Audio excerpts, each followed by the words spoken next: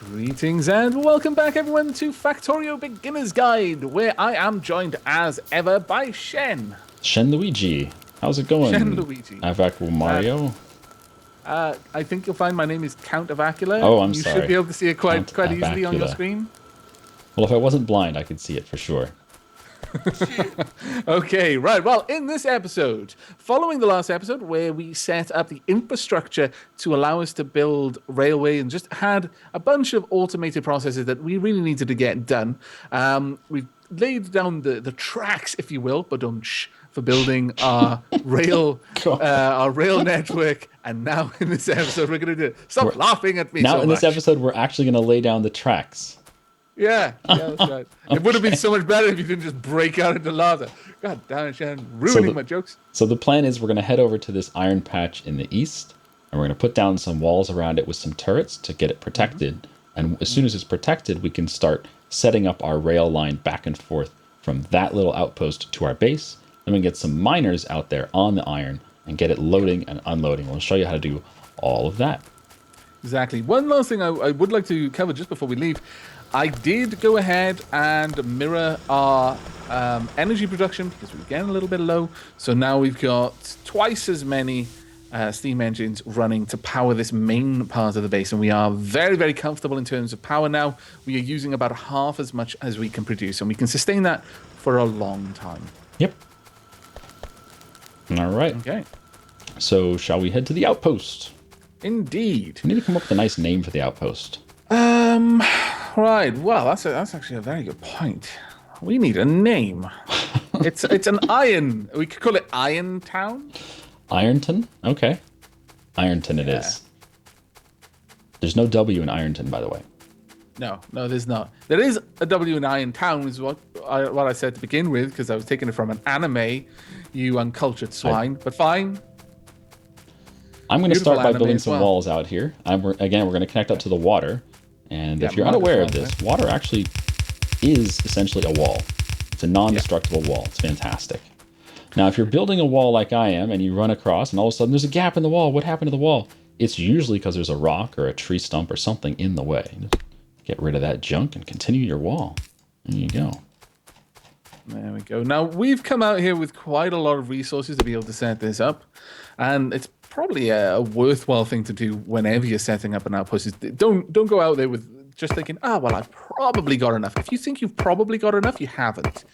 Double what you've got. Yeah. Because you don't want to get out there, especially if it's really far away, and then realize, actually, I need one or two more things, which I can only produce from materials back in the main base. Yeah, if you have to go home for anything, then you're going to be sad because it can take a long time to get back and forth between your outposts. That it can. All right, so we've walled ourselves off. Aavak, I believe, has some turrets on him. I do. Though one thing to discuss here is, are we going to be producing more power locally, or do we want to run it all the way from the main base? Now, obviously, if you run it from the main base, if anything should ever destroy any of those power poles, your outpost loses power. That's a bad thing. And I thought we were going to run it from the main base because I didn't pack away any steam engines on me. Did you? That is not a problem. I can very quickly make a little steam engine setup. It's probably worth having because you're going to want electric inserters for the loading and the unloading of the trains. It's not going to be an issue. Though, that said, we would need to bring coal over, thinking about it. No, we'll just run it, as you said, then just run it across. Later on, when building outposts, you can go ahead and do things like setting up solar farms on the spot because it doesn't require any outlay of resources for that. I'm just going to run a power pole down from about here. Yeah, just from there. If you just hold down left click and just run, you'll drop a power pole at its maximum range all the way along. So in this case, there's a 2 gap and then it sinks another power pole. All right, Aavak. What? I've noticed a little graphical problem here. So when I put down the gates, it's supposed to be a vertical gate and it's supposed to be exactly along the same line as the wall. And instead, it has put 2 horizontal gates for some reason. But it works. It works. I guess I can R rotate it.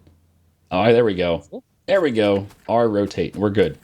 It's kind of weird that it functions the exact same, whether or not you do it.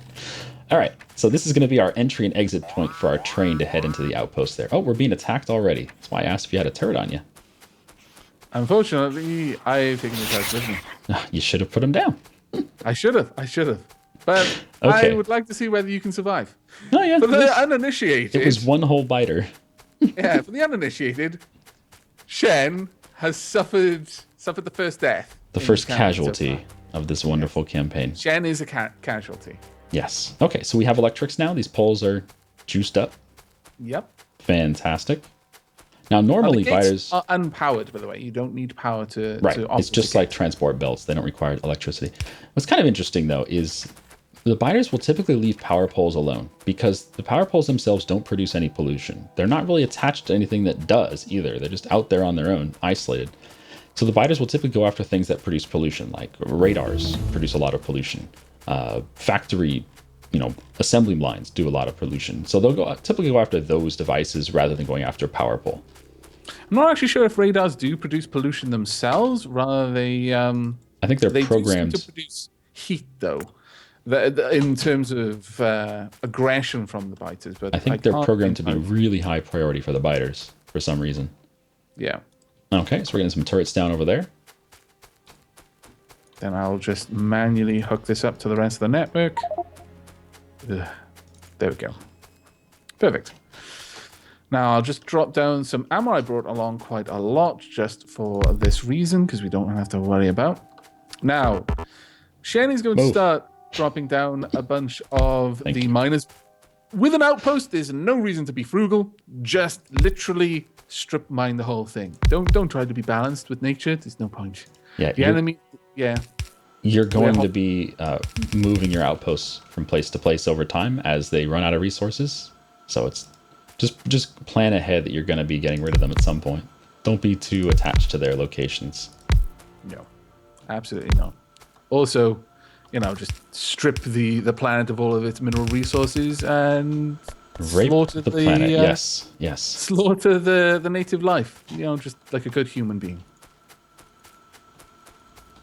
I actually didn't bring that many diggers with me, but we won't need like 1 million of them to get started here. No, we should be good. I'll just be dropping down a couple of turrets here and there. Eventually, the biters will basically indicate to me where they like to attack, and then I'll tailor the placement of the turrets to deal with that. Sounds good. I did actually bring down quite a lot of mining drills, so good. Should be able to place a fair few along here. Now, what we're probably going to do is we're going to just get the basics of this outpost setup off camera, and we will then bring you back when we're ready to start the important work of setting up the trains. So see you in a few moments. Yep. And welcome back. As you can see, Shen and I have been moderately busy. Busy little bees. I'm not nowhere near as busy as bees. My lord, do you know what they do in a day? My goodness. But, so we put down a whole bunch of miners, and this may look excessive, but the whole idea is we don't want to keep coming back and forth here. So let's just put the miners down now and forget about this place. Yeah. Now, the thing is you are going to have to come back, or at least we will, because we've got regular turrets, and they shoot bullets, and bullets need to be replenished. There are two ways you can deal with that. Either occasionally drop by with a fresh load of ammo and just dump it in there. Or alternatively, you can have a separate train, or maybe the same train. Maybe you just have one awesome train that just moves around every little outpost, and it has one wagon dedicated to ammo and repair packs or something. It can be done. Yeah, or you can have a separate train that literally all it does is it drops off a little bit more ammo at all of the outposts and just moves back and forth. And we've got a little bit of a biter incursion down here that we should be able to very easily deal with. Here they come. Look at them die. Yeah, our turrets are very powerful at this point. But we plan on upgrading all of our turrets eventually to laser turrets. And once you have those, all they need are electricity, and they do not require any more ammunition. And that really is the way that people go with their... It's not required, but it is the way that people tend to go with their bases. So in our case... I don't. Because I'm contrary, and I like guns. In our case, we do plan on putting lasers down here at some point, so we're not going to have to bring out ammunition on a regular basis. I actually genuinely just like the extra challenge of having a train that just stops around places dropping off ammo. And that's the only reason I do it, just so I have a reason to do it. And part of the fun for me in Factorio is giving myself these little goals, not strictly necessary, but pretty fun. Just for fun, yeah. To do anyway. Also kind of looks good. So we already have a door in our wall over here, and I love that you can rotate the door and it still works. That's so awkward. Oh my goodness, door. Don't do that. Okay, so we're going to put down our train tracks over here, right through the door. And you go right through the door. Uh-huh. And train tracks just kind of traffic. Just like anything else, you press R to rotate them. There are angled, 45 degrees, 90 degrees. What is the next one? 135, I guess. And then 180. Yep. Okay. And at the end here, drop down a little chest over here just to have some guns right next to the doorway in case biters try to follow our train. Sounds good. At the end here, we're going to put down a train stop. And this did require research that I guess we didn't cover for some reason. It is just called automated rail transportation. It doesn't require any extra research at all. It's simply the next thing after you finish railway research, then you research automated rail transportation. And this is what allows you to use train stops. And train stops, you just plunk them down wherever you want the train to stop. In this case, we've spaced out the goods that we want to go onto the train on both sides of the track. And now, if we put a locomotive down right here, there we go. We can put a little fuel in there. Oh, right, I guess we should go over what you do with a train. Well, you have to put it down on a track. And the train has cargo, and it also has fuel, and they are completely separate. And if you click on the train itself, it pops up the train's schedule. Yep. And this little circle here allows you to see the locomotive. The schedule itself tells you what stops it goes to and how long it'll stay at each stop, etc., etc. But in our case, we want to hit the locomotive, and we want to put some fuel in one of these 3 fuel tanks. So we got a little coal in there. There we go. There we go. And now we can tell the train. Oh, we need to name this train stop. If you have a train stop, it's going to be given a random name. In this case, it's called Nang Tang Tan. And these are simply people who were Kickstarter supporters for this game. You can rename it to whatever you want. In this case, we're going to call it Ironton, because this is the town of Iron. So if you go back to our train, click on the train, it says its only destination is Ironton. So we're going to tell it, run the train. Go to Ironton. You click on it, and you click the Add Station button. There we go. It's now added to the schedule. Now, do not stand in front of the train when you do this. It will kill you. Trains. You might think, well, it's going to start slow. I'll have time to get away. No. Trains, pretty much. They're nuts. They start fast. They're really good. They hit like a train, as one might expect. Okay, so behind a train, you're going to need these things called cargo wagons. And if you mouse over behind the train, you'll see a little attachment icon, which will let you know for sure whether or not the box is attaching to the train. And they attach one to the next, to the next, to the next. I'm just going to take one down so I can do that on my screen there. So there's that little green link there, just to let you know. So for loading and unloading, how are we going to get this done, Aavak? Right, well, as with anything in Factorio, and something I really do like to stress, there's a million ways that you can do anything. Some are more time efficient, some are more material efficient. They'll take longer to happen, but you need less of an investment in resources to get it working. You just have to wait for more time for it to produce the same effect. Some are just look better. And then there's the way I play, which is just, does it work? Yes. Done. You don't have to worry about it. That is exactly how Shen does things. Now, the way that we're going to do it is, the idea here is to get as much iron onto this whenever it stops. Now, we can, if you actually had a look at the schedule here, we can change the length of time that it'll stop at any stop. So you can change the equation in a lot of different places. But for the sake of this, we want to try and load the wagons as fast as we possibly can. We've got an awful lot of iron coming down. Now, by the way, this splitter over here is anything but efficient. It'll just get the job done. But when you're setting up yours, look for different ways. Look for more efficient ways to make sure that the belts are properly balanced and that you're not wasting any throughput if that is your thing. Or you can just look for pretty patterns, which is effectively what I did there and why it looks the way it does. No, I'm not going to lie. I have a certain style of aesthetics, and I stick to it. Now, what we're going to do is you'll notice that there's kind of a border here on the actual cargo wagon. Now, you might think that the cargo wagon can accept things from anywhere that it looks like it can accept. It can't. If I put a little bit of power just to demonstrate this, if I put some power over here and hook this up about there, there we go. We've got all of these coming in. If we turn them around, the easiest way to find out which of the inserters are going to be able to pull from a wagon is simply to give them power and have them try to empty the wagon. If they can do it, then you know which ones are attached. So there we go. All of these are attached. So we can pull all of the items out of the wagon from 1 to... How many of them are there? A lot. 2, 3, 4, 5, 6, 7. And then there'll be 7 over here. Honestly, I wasn't expecting that. I frankly thought that the little border here was an indicator. So there you go. Learn something new every day. Every day's a school day, as the saying goes. So we want to get as much of this loaded in as we can. So the easiest way for us to do that is have 3 and 3, like so. And you may be wondering why we're splitting these up the way we are.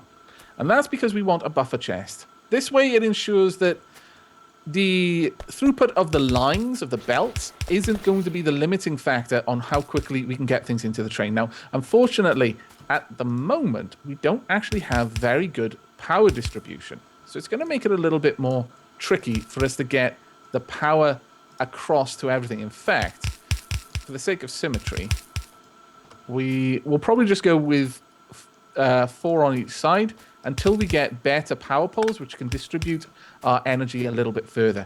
But what we're doing here is the iron will be pulled off the belt, popped into the steel chest, and then from the steel chest into the wagon. Now, what that means is when the train isn't there, only these inserters are not going to be working, because these inserters are still going to be able to pull the iron off the belt and put it into the steel chest until they run out of room. Then when the train stops, it can just all be pulled out of the chest. And that would help in cases where perhaps you weren't mining as much as you used to. So you kind of need the downtime when the train isn't there for the back row of inserters to pull stuff off the belt and just fill these iron chests up so that when the train does stop, you've got just a huge volume of iron just waiting to be loaded up. So it just makes it a little bit faster on the load, which is what we're trying to do here. Well, the idea is you want to get as much ore on, or if not ore, then whatever object, onto the train as quickly as possible. And you're really not going to get as much as possible if you're loading directly from a belt onto the train itself. And this is the reason why this is the case is because inserters get stack size bonuses, but only when pulling from one object to another object, one storage container to another container. They do not receive their stack size bonus if they're pulling from a belt or placing onto a belt. So if we were pulling directly from a belt onto the train cargo itself, we would only be pulling one piece of ore at a time. But since we're going to be pulling from these storage chests onto the cargo train, we're going to be pulling as many as our stack size is limited to. And that's just something you research. Here it is, inserter stack size, or item stack size bonus 1. We haven't even started researching this yet, but this is something that will make this type of setup, pulling from a box into a box, a lot more efficient than pulling directly from a belt into a box. Yep, that's correct. Now, what we're going to do here is generally you'll find people will tend to have circuits for their trains. You might have 2 lanes, so you've got one-way lanes for your trains, and you can use signals to enforce that. But what we're going to do, as this is a very, very simple setup, we're just going to have the train have 2 engines, one on the front, one on the back, facing different directions, so it can simply turn on the spot. Effectively, when it reaches the end of the track, the other engine will be the one to pull it away and in the direction we want, and that is out in this direction. So I'm going to go ahead and build a diesel locomotive. It shouldn't take me too long, just a few electronic circuits, and then there we go. Ridiculously easy to build a train. Faster to build a train than most of the things that I build, actually. That's a bit weird. You can build entire buildings in your pocket in this game, so don't be surprised you can build a diesel locomotive in your pocket too. It's just part of the game. True. Very, very good point. I'll actually put some wood on this side just for the sake of it. Okay. There we go. just so we've got some extra fuel there. Now, okay, so both engines are fueled. Yeah, at this point, we need to run the track back to base. Sounds good. Now, the aliens can attack the track and can destroy the track. I don't believe the train will take damage if it encounters a broken track. It'll just stop. Mm-hmm. And if it encounters an alien on the track, it will just run over the alien. And people People do use this as a defensive measure. You can have a train just going in a loop around your base, like not even doing anything, just going in a loop, and it'll just pile over any alien it runs across. Yep. All right, some of these trees are blocking Mr. Aavak, so I'll help him fix some of these gaps. That's what I'm good for. Yep. Yes. Some might say it's all he's good for. There we go. If there's one thing that can be very problematic in this game, it's just stuff getting in your way. And trees tend to get in your way more than other objects. So even though they help you as far as like keeping the pollution away from the biters, I still hate trees so much in this game. Now, the way that you place a rail station will actually dictate the direction that the train has to try and stop on it. If you notice, if I put the train stop on the bottom, then the yellow arrows are telling me, well, the train is going to try and pull into this station from the left. We don't want that. We want it to pull in from the right, so it has to be at the top. So there we go. Our little train station has been made, and the Awesome Sauce Empire. You know what? I'm not even going to change that name. Is that the name of our base now? The Awesome Sauce Empire? well, not Empire, I suppose. Let's can we rename it? How do we rename? Set name. Right. I see. So, and as far as setting up the position of where to put your inserters for loading and unloading the train, the easiest way to figure out where to put them is simply to run the train to your designated train stop and then just look at it. Jen, just look at it. You stay there and get ready to... Yep, I will stay over here. Inserters. I will send the train down the track. Okay. Goes to Ironton, stays there for half a minute, then goes to Awesome Sauce City, stays there for half a minute, and now I'm going to tell the train to run. So now it's currently waiting at this stop. For 30 Let's seconds. Not worry about it. Yeah, let's go straight to the Awesome Sauce City station. So there we are. All right, now if we press M, we can watch him on the map. There's Count Avacula on the train. My metal steed. And here he comes into station. And you can see what's in the cargo, just like any chest. You can see this has iron in it.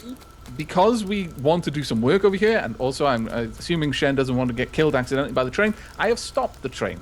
And then you want to get out, you just hit enter. Generally speaking, do not hit enter on a train that's in motion, because you're going to jump out right next to the tracks. Now, if you're, feeling a little bit gutsy, maybe do it.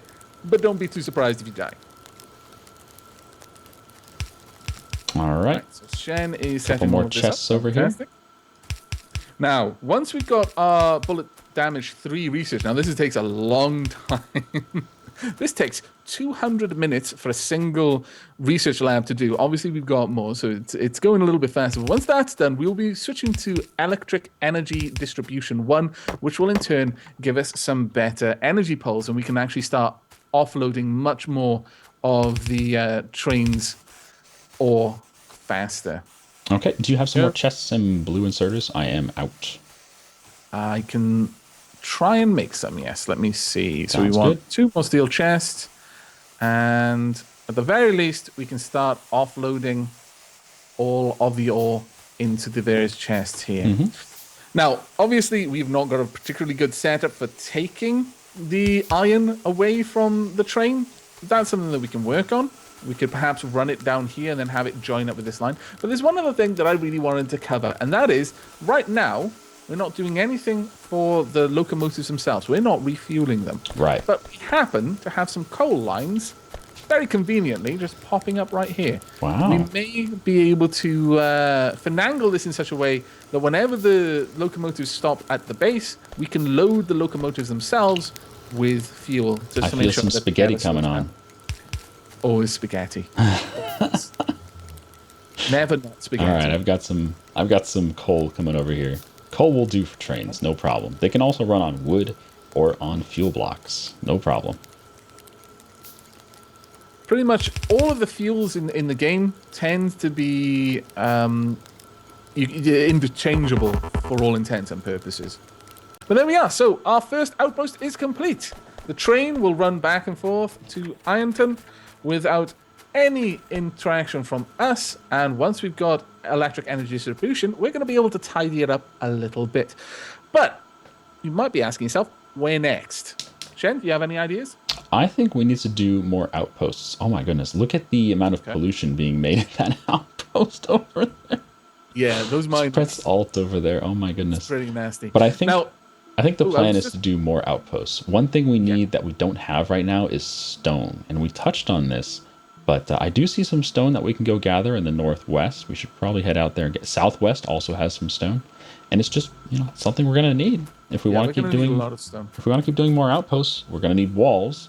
Walls require stone. We're going to need track. Track requires stone. So I really think stone is the next place we go. We've got several hundred track at this point, possibly even in the thousands. But just before we wrap this episode up, then, let's have a quick look at the difference between the electric poles. Now, we're actually going to need 2 of the big electric poles, and I'll show you why in just a moment. So, here's the AoE of the small electric pole. It's a 5x5. The medium electric pole, as you can see, is a 7x7, just 1 tile larger, but in many ways, that is all you're really going to need. You can do a lot more with that 1 extra tile. You might not think it, but you really can. Now, the small electric poles, they've got a 5x5 area and 2 gap between them. And the same is true of the medium electric poles. They've got a 7x7, but 2 gaps between them. So they actually cover a greater distance if you're just trying to space them out. But if you're trying to cover a large distance, ultimately the best one for you is the big electric pole. Now, the big electric pole goes down. It's even smaller by 9 tiles than the small electric pole. You might be wondering why. It also has a much larger footprint. Well, the thing with this is that it has an enormous range. 2 big electric poles can stretch quite far apart before you need to place another. So these are the electric poles.